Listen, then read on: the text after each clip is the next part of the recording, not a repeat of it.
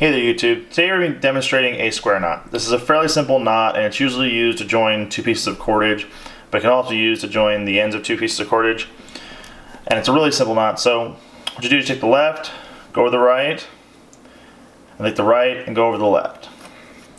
And it makes this nice little square right here.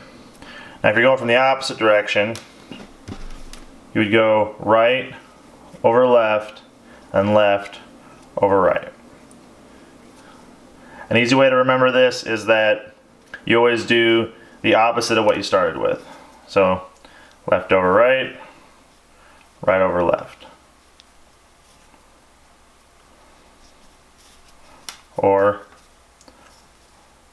right over left, left over right.